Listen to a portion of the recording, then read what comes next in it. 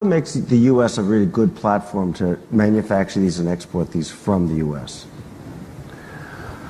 Well, assuming it is a good platform.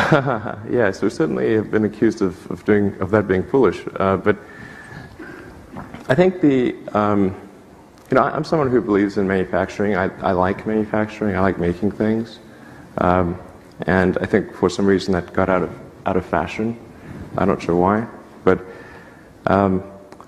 I think if you think of manufacturing not as some boring process of making rote copies, but rather that the manufacturing system that creates the car is itself a very complex machine. And just as innovation applies to the design of and engineering of the car, you can apply and should apply innovation to the machine that makes the machine. And you can come up with some really cool new ways to manufacture a vehicle. And I also believe in having a tight feedback loop between engineering and production. And so if production is far away from engineering, you lose that feedback loop. And so someone who designed the car in a particular way doesn't realize that it's very difficult to manufacture the particular way that's designed. But if the factory floor is 50 feet away from their desk, then they can go out and they can just see it, and it's obvious, and they can have a dialogue with the people on the floor.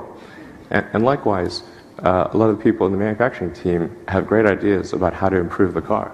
But if they're far away, they can't communicate that to the engineers who designed it. So I think that it's something that's often neglected, but having that strong bidirectional feedback loop between engineering and production is really helpful for making the car better and finding efficiencies and lowering the cost. How often do you get a chance to come out here on the line? Maybe not talk with people, frequent, but actually. My desk is out here. Where is it at? We can walk to my desk. Okay. Our biggest challenge is ramping up production.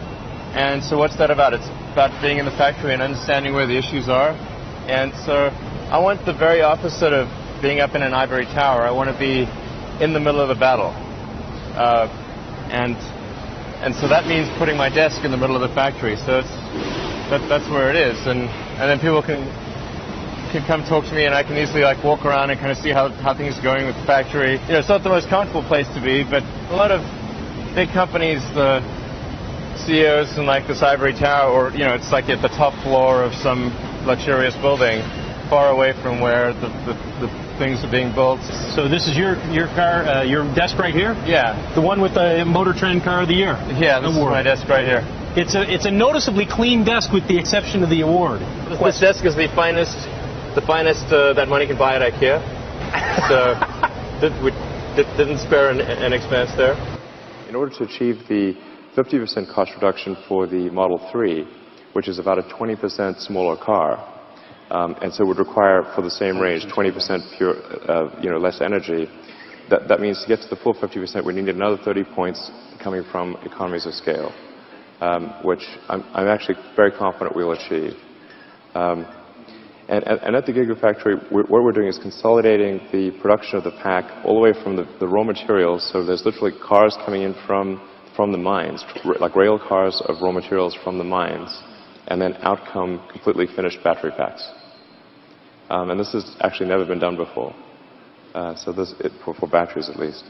What we're able to do in this process is massively improve the cost of the cells and the packs, because today, if you were to trace the movement of the raw materials from when they're mined, and they go through the various refining steps around the world, and eventually are put in a cell, and then that cell eventually is put into a module and a pack, and then put into a car, and then delivered to somebody. The raw material, that molecule from the mine, is doing an around-the-world trip 3 times. It's really crazy. And there are even steps in the process where it is converted first into one... That's a big opportunity for efficiency. Yeah, huge. We have a very good relationship with NASA. NASA's been fantastic to work with and really has helped us a lot. And in fact, I'm not sure we'd even be where we are today without the help of NASA. So we're very grateful to them.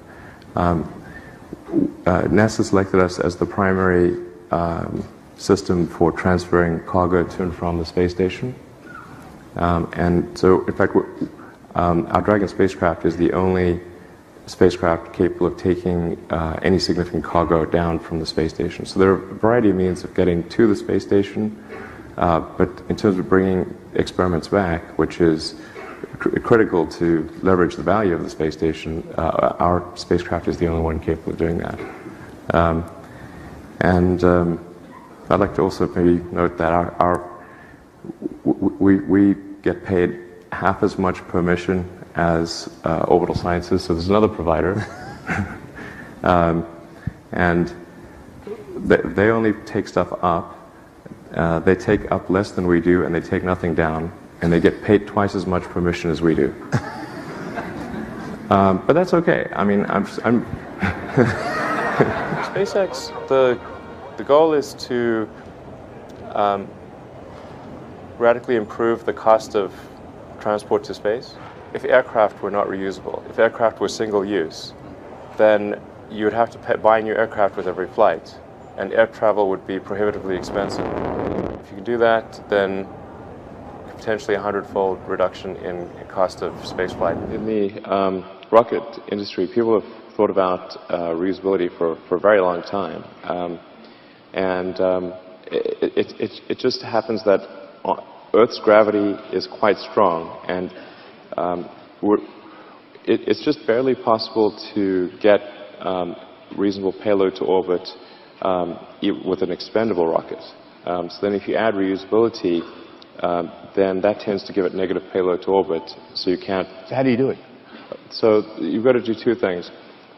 You've got to really advance the core rocket technology itself, as far as the engines, the airframe, the avionics, the recovery systems, like the landing legs, and the boost back capability.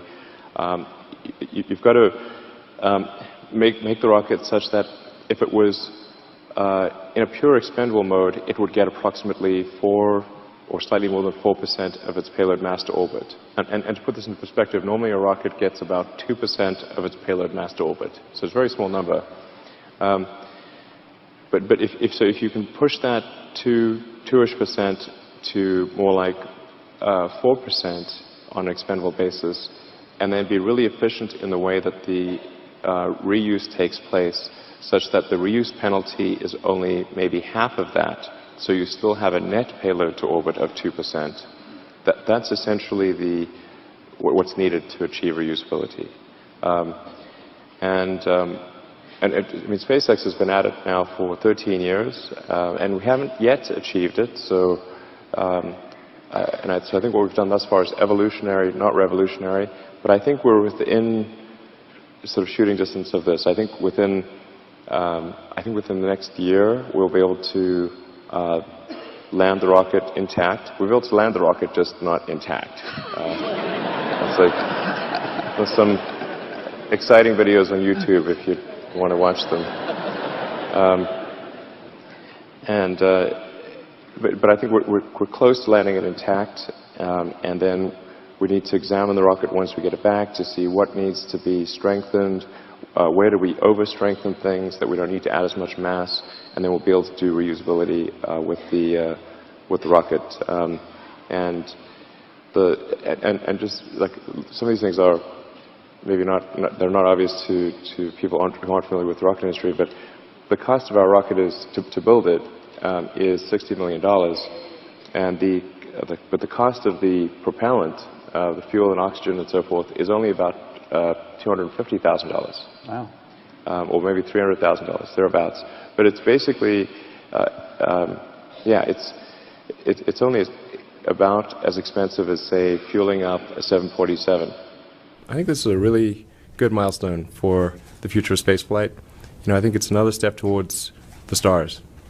In order for us to really open up access to space, we've got to achieve full and rapid reusability. And being able to do that for the primary rocket booster is I think, going to be a huge impact on cost. Now it'll still take us, a few years to make that smooth and make it efficient, but I think it's proven that it can work. And there probably will be some failures in the future, but we will iron those out and get it to the point where it's a routine. It's routine to bring it back, and where the only changes to the rocket are, maybe to hose it down or clean, give it a wash and add the propellant and fly again. That's the key. And a lot of people that sort of are known for their scientific discoveries are actually really great engineers, like Galileo, for example. Okay. Okay, very good. Or Faraday, or really Maxwell, or anyone. I mean, I think it is an interesting debate as to sort of, does engineering drive discoveries in physics, or does physics just drive discoveries in engineering? I think actually it's mostly engineering. And I think, for example, in recent years, if you look at how much physics has slowed down because of the lack of really engineering in the form of a collider. So everybody's just sitting around waiting for a bloody collider. So I'd say if physics was really driving things, why aren't the advancements being made? And I think it's clearly the engineering of the collider is what drives the advancements.